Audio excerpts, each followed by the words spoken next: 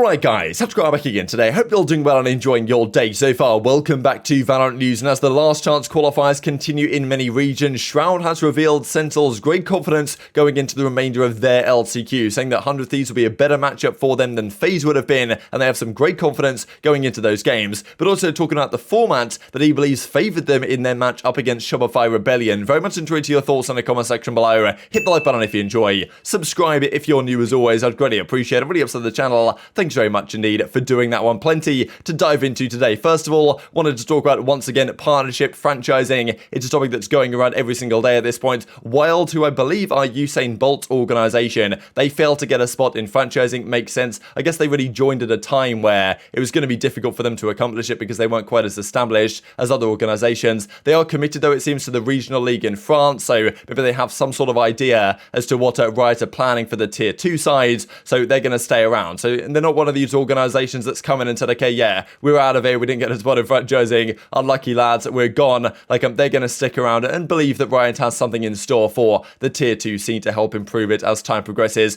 This also to mention because other teams have certainly been getting involved in the kind of franchising discussions. So Nadeshot actually, well, Anna says right here, but many thanks to Nadeshot and the crew at 100 Thieves for hosting the Riot crew today. Matt even let me hold the first strike trophy, right? So great kind of history as an organization. This is the type of stuff that makes you think 100 Thieves are for sure going to get a spot, right? They invite the Riot team, they do a great job hosting them, they put on all this food and drink and all the beverages and stuff. They show their history as an organization by letting it hold the first strike trophy. So yeah, just goes to show that 100 Thieves, they're doing it right. They know what they're doing in terms of, you know, giving one way, and then maybe Riot will say, okay, yeah, fair enough, 100 Thieves, you deserve it, and get you into franchising. So just seeing this image and seeing all this type of stuff makes you think the 100 Thieves, for sure, they're a slam dunk as long as the financials check out going into the partnership franchise league for next season. Now, this also a big topic of discussion for FPX because the most recent Masters champions back at Copenhagen, but well, Doombros actually says so on the team, if there's any free agent smokers, message me. So this is the thing really about FPX, is that they still can't guarantee, despite the entire team successfully making it out there to Copenhagen for Masters, there's no guarantees they will have the visas required to get to Istanbul in Turkey for champions, right? They might not be able to go as a full team. So that's the thing. Is it possible once again? Because I mean, we saw what happened at Masters, right? They couldn't get there initially. Shao and Saigetsu, like, it was a bit of a question mark. Eventually they do get out there and win the entire event. They get the visas sorted. They can just about fly in time to compete. But in the early rounds, they had to play with a substitute, right? And still got through those rounds regardless, which is impressive enough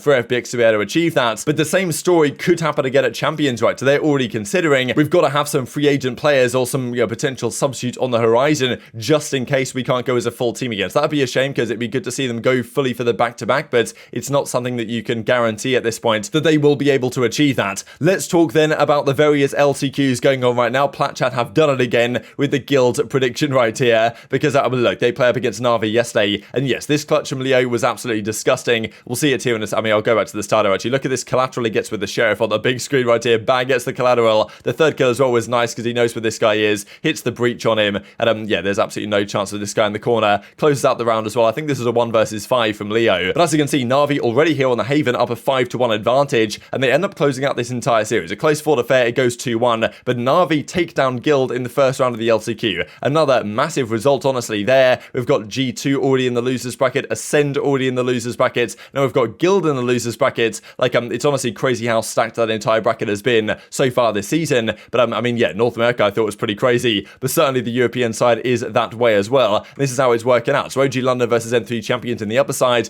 Na'Vi versus Team Liquid as they took down BBL. No upsets there. So yes, only one of these 8 teams qualifies, and we shall find out today which 2 teams are going to be first out of the tournament. One of G2 and Ascend will be gone. I really don't know how to call this one. And then BBL versus Guild. Again, Guild should be favourites here, but honestly, who knows at this point, given upsets have certainly happened so far in this tournament. This is what's been going on in the South American organization, or the South American LCQ for these organizations. 2 of these teams qualify. Furia and Crew, the winner of that will get through, so one of these 2 teams is going to be guaranteed through automatically. The loser will go down to the lower final to face one of all these teams that are currently going to fight their way through the losers brackets starting today as well. So that's one to keep your eyes on for sure. And this also is the East Asian LCQ, which has just began with, well, a fair few Chinese teams, right? We've got Korean teams, Chinese teams, and they're starting to make a run as well. Edward Gaming, Chinese squad, they make it through to the upper semi-finals. That's one of the most exciting storylines here. Actually, you've got Chinese teams, Japanese teams, Korean teams, all fighting it out for one spot in champions. And well, who knows who's going to get it right? It would be interesting to see a Chinese team and how they can fare, because we haven't really seen these guys guys play on the highest of levels so far in Valorant history, so it's kind of going to be interesting to see how this one develops as well. Now, of course, in North America, there's a few days off now, so the teams get further time to even practice, right? There's a further few days for Sentinels to actually get some scrims in, get some practice in, and they are seemingly feeling incredibly confident going into their kind of second set of matches, believing that the losers bracket run could well and truly be on. Now, an interview actually came out here with Shroud a couple of days ago during the LCQ itself after their first victory, where he gives a lot of insight into how the team is feeling behind the scenes, why he feels like they kind of lost the match against the guards, and why a rematch might well go another way, and the fact that they're putting in a lot of good practice, getting a lot better, and also preparing very well for their opponents. As a Sentinels say right here, you really gave us another week of practice, right? That's the thing, that's the good thing for every team, but also Sentinels as well, because they're a new team, right? They haven't had that much time to practice. Every day they practice with their team, with Shroud wills, with Zell says, like, they should get better at a quicker rate than other teams will, because, you know, they're a new squad, right? There's still lots of things to learn and understand, and communication to figure out all this type of stuff. So every further day of practice they spend together gives them a little bit of an edge, you would think, maybe over some of the competition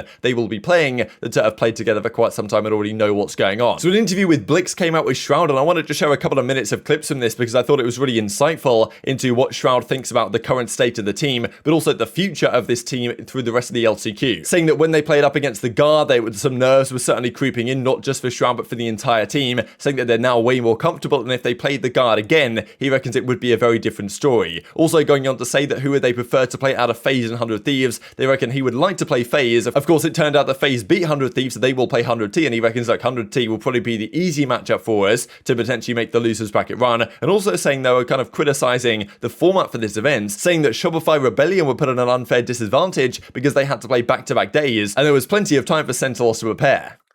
Was there any nerves that kind of happened in that first match against the guard that kind of threw you off your game a little bit? Obviously, it was your first time competing again. Did that contribute to the loss? I would say yes, and not just for me. I would say for everybody. Brand new team, pretty much. I mean, 2 new players is a lot for a team that is pretty much like a new team. And I don't think it was just me. You know, I think it was the whole team. And if we played again today, I think it'd be different, very different. Okay. I'm not sure. We've actually scrimmed against both of them, but scrims, as now I know and most people know, is that they don't correlate to matches very well. Yeah. So I don't know. I would like to play FaZe just to beat them. Okay. But I also think FaZe would be a harder opponent for us. Gotcha. So if I wanted to, you know, ride all the way through, I would say 100 Thieves would have an easier time. I think we're super confident. We have 5 days till our next match, I believe. 5 days is a lot of extra prep time, and I feel like a lot of people would actually love to be in our position to have 5 days of practice. One thing that I thought was weird about the last match, a little off topic, is Shopify actually played yesterday. So they were the first team that played back to back. We had a day to study them. They didn't. I thought that was a little weird. Is there any? Do you think that kind of gave you an advantage? I'm not trying to undermine your win or anything, but do you think no, kind of gave you an advantage? Absolutely did. Absolutely, we knew exactly what they were going to do, and then we knew their tendencies when we saw certain things happen. We knew what was going to happen after that. You know, they could have faked us out, and they did a few times, but it definitely gave us an edge on Fracture. So I'll leave the entire interview, of course, link for you guys down below if you guys would like to check it out. Some few other interesting tidbits in there as well. But this is what he was talking about with regard to the bracket, right? So they play at 100 Thieves round 2. And it's interesting to hear the confidence, right? He says as a team, they're incredibly confident right now. They're feeling great. And even against 100 Thieves, like given the fact that they know this matchup is now happening, Shroud is saying, well, look, we kind of prefer to play FaZe because beating them would be a greater achievement. But playing 100 Thieves, we know that they should be the weaker of the 2 teams, which should give Sentinels a bit of a better chance in that series, right? It's kind of tough to say who's the favourites. I'd probably still slightly lean to 100T, but Sentinels are feeling good, they're feeling confident. The other part of that actually was the fact that against Shopify Rebellion, they had way more time to prepare than Shopify did, right? Which I thought was rather interesting, right? Because Shopify Rebellion played on August the 5th, and then the match they played with Sentinels was on August the 6th, whereas Sentinels played on August the 4th, right? So really, Sentinels knew they were playing Shopify Rebellion after they lost this series to Cloud9, and immediately could start preparing. And even before they knew that, they could still start preparing for them, right? Because, you know, you could have theorized probably that they would have lost that series to Cloud9. So Sentinels had extra time to prepare for their opponents than Shopify Rebellion did for them, which he reckons actually gave them a quite significant edge, right? They knew exactly what they were going to do on Fracture, for example, right? So whether that same preparation is possible against Thieves, probably not, right? Because they both know their opponents for quite a few days at this point. But I still think it's something to certainly keep your eyes on as time progresses as well, right? And as even also mentioned earlier on, winning it feels exactly how I felt it, right? And he also said individually, he thought he was playing at a great level that he can hopefully keep up going forward and not just for one specific match. Just to mention this as well as we kind of close out the video here, going into the second week of the LCQ, starting in a few days time here on the Thursday, Derek is the undisputed clutch king. Look at the number of clutches here for Derek, 10 clutches for Derek in round 1 and 2, the top clutch players. Flyer has 4, Moose has 4 as well, Reformed, Mitch, EU, TenZ, Shroud, Sire Player and Twitch, a fair few going on for Sentinels, but yeah, Derek with 10 clutches, that's just such an absurd number compared to all the clutch numbers for the rest of the league right now. But very much intrigued to your thoughts on all this stuff in the comment section below. Hope you guys enjoyed the video. If you did enjoy it, hit on the like button, told you YouTube God, that's a good video, and I like you should see it as well, and upgrade the competitive Valorant community. Thank you for watching as always, take care of yourselves, and I'll see you next time.